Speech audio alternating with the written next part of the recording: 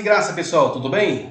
Professor Lê com mais um vídeo para os alunos de grego do Instituto Bíblico Teológico Elohim. Aulas anteriores, falamos sobre a primeira, segunda, mas hoje, Semeron, vamos falar sobre a terceira declinação, Clesiston Usiasticon. Aí nós temos a declinação trite. Então, pessoal, como falamos sempre, a terceira declinação ela vai usar esse quadro de desinência. Tá? O quadro de desinência que usamos na segunda declinação, na terceira é um pouco diferente, mas depois que você memoriza isso, fica muito mais bem trabalhado. No nominativo eu tenho sigma, no acusativo eu tenho alfa ou ni, no genitivo eu tenho os, no dativo eu tenho iota, no plural eu tenho es, no nominativo, no acusativo eu tenho as, no genitivo eu tenho on, no dativo eu tenho sin. Isso masculino e feminino. No neutro, praticamente, no singular eu tenho os, genitivo, iota no dativo. O nominativo e acusativo é tema puro. No plural eu tenho on e sin. Simples assim. Poderíamos utilizar a terceira declinação, claro, da lição de Lourenço Estevão Rega, lição de número 19. Aqui na frente ele dá inúmeros substantivos. Aima, genitivo, aimatos, ou atos, aion, aionos, aner, andros, arcon, arconton, elpidos. Elpidos, telema, telematos, pater, patros. E nix, nictos. O que ocorre? Muitas das vezes, você precisa descobrir se um substantivo é de terceira declinação e como a sua raiz está terminando, através do genitivo. Nos dicionários e léxicos, eles dão o nominativo, depois o genitivo. Vejamos um exemplo aqui. Eu vou pegar o substantivo nix. Substantivo nix. Nix. O genitivo de nix é nictos. Nictos. Aí você pergunta, professor, é um pouco diferente, né? Mas você vai saber essa diferença. O que ocorre? Se eu tenho o genitivo nictos, eu preciso da raiz. Para descobrir a raiz, eu elimino a desinência, que é os, e eu tenho o tal. Então é uma raiz dental. Então, dentro desse pressuposto, eu consigo fazer a flexão da seguinte forma. Eu tenho aqui o nominativo. Eu repito somente a raiz, tá? Somente a raiz, para facilitar a compreensão. Nick, no nominativo, no acusativo também. Nick, genitivo. Nick, e dativo também. Nick. Nós fazemos isso, tá? Para facilitar a compreensão. Terminou então, o que ocorre? Eu pego a desinência e vou comparar, vou associar, vou ajuntar, e ela pode dar algumas alterações ou não.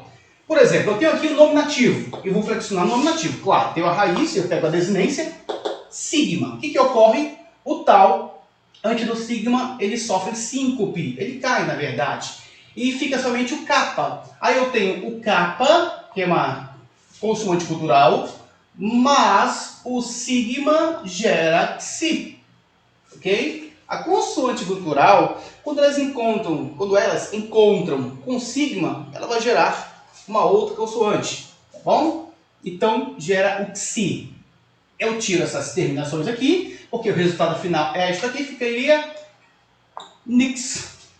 O acusativo, eu tenho aqui o acusativo. Eu utilizo alfa ou ni, isso no singular, tá? Então ficaria nita. Por quê? Eu não posso utilizar ni, o ni aqui, porque o ni aqui é uma consoante e não precisa utilizar uma consoante. Coloco a vogal que vai encaixar perfeitamente, ficaria nicta.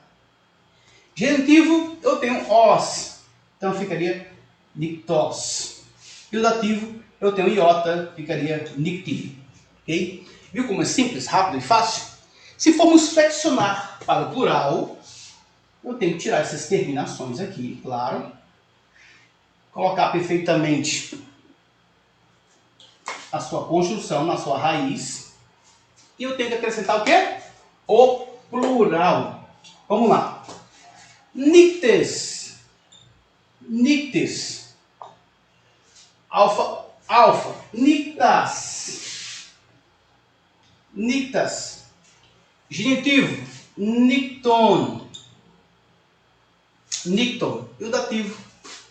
Nix. Aí sim, o tal da mesma forma cai diante do sigma. Olha aqui, ó, temos sigma. Cai diante do sigma. E sobra o quê? O kappa e o sigma. Gera psi. Então ficaria nixin. Nixin. Nixin. Então, nominativo, plural. Nictes. Acusativo, plural. Nictas. Genitivo, plural. Nicton. E dativo, plural. Nixin. Opa. Tirar isso aqui, o cabo, que houve contração, claro. Nixin. Nixin.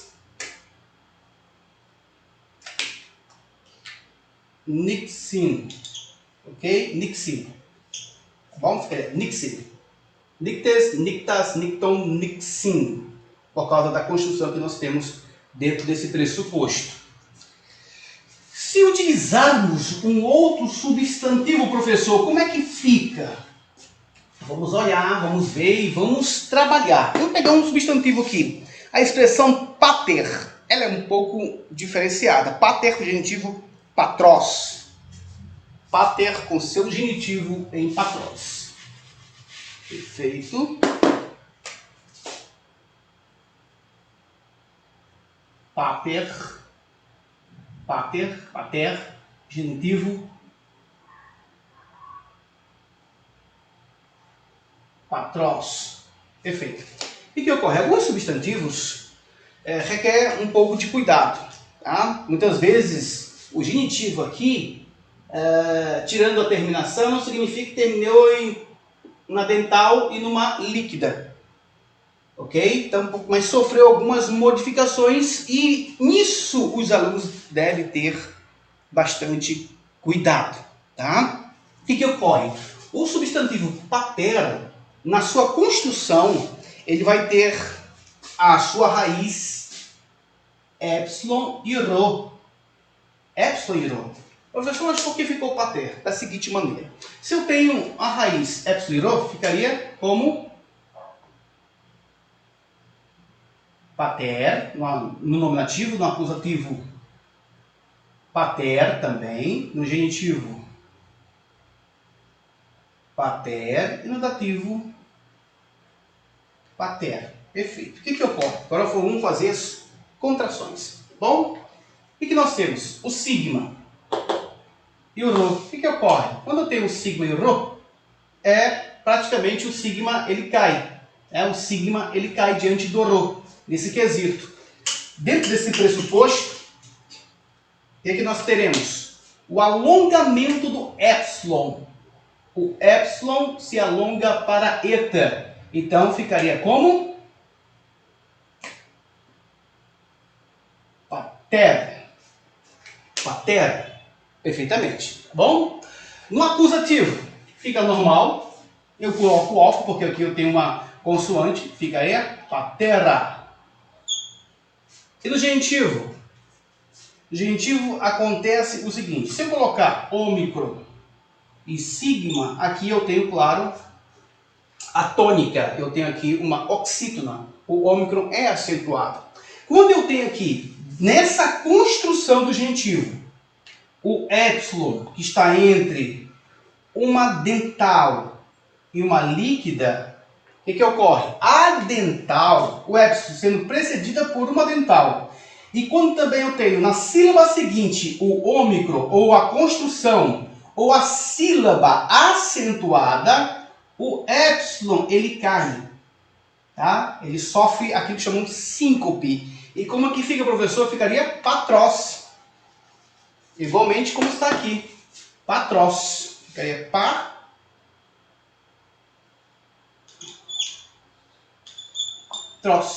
Patros. Patros. Ok?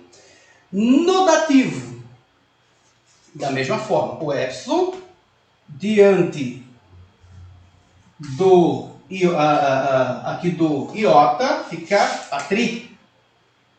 Tá bom? Pateri. e o iota é acentuado, é a sílaba tônica. Então, da mesma forma que acontece no genitivo, acontece no dativo. O epsilon sai, sofre síncope, então ficaria patri. A sílaba posterior ela é acentuada, então ficaria patri. Simples assim. Então, nominativo, patera. Acusativo, patera. Genitivo, patros. Dativo, patri. Ok? Simples assim, rápido e fácil. Se formos para o plural, professor, como é que fica isso? Vamos novamente olhar a sua raiz, claro. E vamos trabalhar para que o aluno possa entender perfeitamente. Então, pater, pater, pater e pater. Perfeitamente. Plural, eu tenho que utilizar isto aqui no plural. Bom? Nominativo, es. Pateres. Pateres. Acusativo, alfa. Pateras. Genitivo, on. Pateron. Pateron. E no dativo, aí sim temos uma questão. Eu vou colocar aqui a desinência, tá? Até assim. O que ocorre? Nesta construção que nós temos. O sigma, claro, sofre síncope dentro desse quesito. Tá? O epsilon também, ok? Então, como é que ocorre? Na verdade, o sigma não sofre síncope nesse quesito. O que ocorre? Dentro desse pressuposto, o rho se une ao tal, pela queda do epsilon, ela sofre síncope, aí ficaria a raiz assim. Quando eu tenho esta raiz, tá, dentro desse pressuposto no dativo, segundo alguns gramáticos, para facilitar a pronúncia, é desenvolvido o alfa, um alfa, tá bom? Então ficaria patracim, patracim, ok? Patracim, dentro desse quesito, tá, gente? Então, novamente, quando eu tenho pater, vai para o dativo plural, isso aqui, eu tenho sim, ok? O que ocorre? O epsilon da mesma forma cai, ficaria pá, o epsilon cai, ficaria dessa forma, tá bom? O que ocorre? Para facilitar a pronúncia, senão ficaria tudo junto, desenvolve o alfa e eu coloco as desinências. Então ficaria patracim, da mesma forma que está aqui, ok?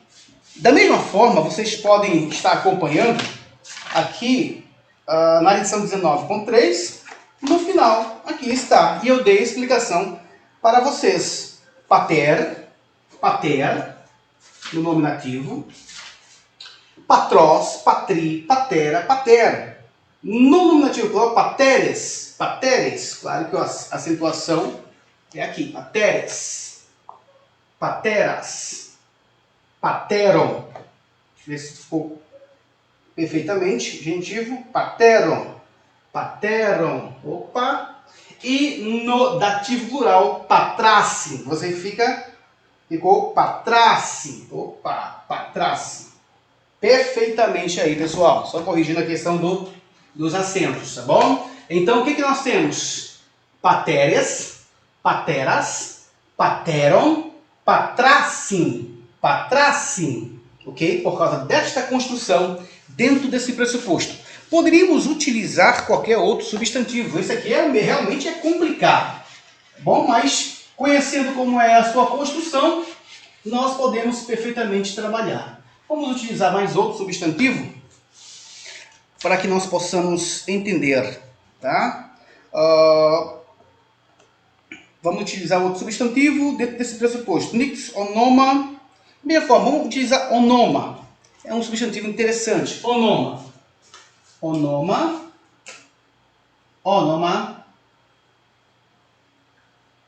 Genitivo onomatos. Vamos colocar matos. Beleza? Onoma, onomatos. Conferindo, onoma, o genitivo atos ou matos. Atos ou matos, tá bom? Onoma, onomatos. Vamos lá. O que eu tenho? Eu tiro a desinência e eu tenho tal, da mesma forma. Então, ficaria o, no, onomati. Por quê? Porque o genitivo também é onomati. Mate. Perfeitamente. Aí, essa é a construção. Onomati. Onomati. Tá bom? Aqui é nominativo. Já vamos lá saber como isso foi construído. Agora vamos construir. Onoma é estritamente um substantivo neutro. Tá? Substantivo neutro. Então, reconhecendo que ele é um substantivo neutro, cada sua terminação é mate, dentro desse pressuposto, onomati terminou com mate, eu vou entender que o substantivo ele provavelmente seria neutro. Aí para conferir isso, eu deveria utilizar o léxico. Aí tá, o que ocorre? Neutro é isso aqui, gente. Singular, tá? E no neutro? No neutro, no nominativo acusativo, fica idêntico à raiz. Do jeito que está a raiz, fica onomati. Onomati. O que ocorre? O tal não pode permanecer como final de sílaba ou de palavras. Então ele cai, ele sai daqui, porque ele não pode permanecer. Então ficaria onoma no nominativo, onoma no acusativo. No genitivo e dativo eu utilizo as mesmas terminações, ó, do masculino e do feminino. Os e ota. Então ficaria onomatos,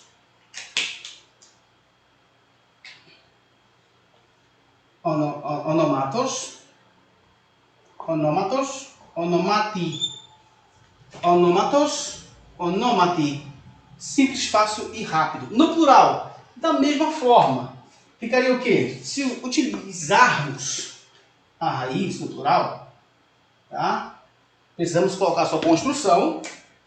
Onomati, onomati, onomati. Perfeitamente aqui. O que eu utilizo? As terminações do plural. Opa, no plural eu tenho alfa. Alfa no nominativo e alfa no acusativo plural. No plural tem onomata. Onomata. No acusativo, onomati. Onomata. Da mesma forma. No genitivo, aí sim eu tenho onomaton. Onomaton. E no dativo, onomasim. Agora, o que ocorre? O tal cai diante do sigma, ficaria onomasim. Onomasim. Beleza? Onomatan, onomatan, nominativo acusativo, genitivo onomaton, onomaton, onomasim. Viu como é simples, rápido e fácil? Se eu descobrir que o substantivo é um substantivo masculino e feminino, ou um substantivo neutro, eu vou ter essas construções. Muitos dizem que estas construções são difíceis de serem trabalhadas, tá? Mas para nós que aprendemos a língua grega, para nós que estamos estudando língua grega, nós podemos utilizar perfeitamente e saber como funciona. São vários substantivos. Haima, o genitivo atos, vai seguir o mesmo exemplo. Aner, aion, genitivo aionos, ok? Elpis, genitivo elpidos. Pater, genitivo patros, e assim por diante. Onoma, genitivo atos, ou matos, onomatos. Pus, genitivo podos, que é o pé, e assim por diante. Rema, genitivo rematos, atos. Simples assim. Vocês podem flexionar esse substantivo. A segunda aula que vamos fazer, claro, essa aula aqui vai ser dividida.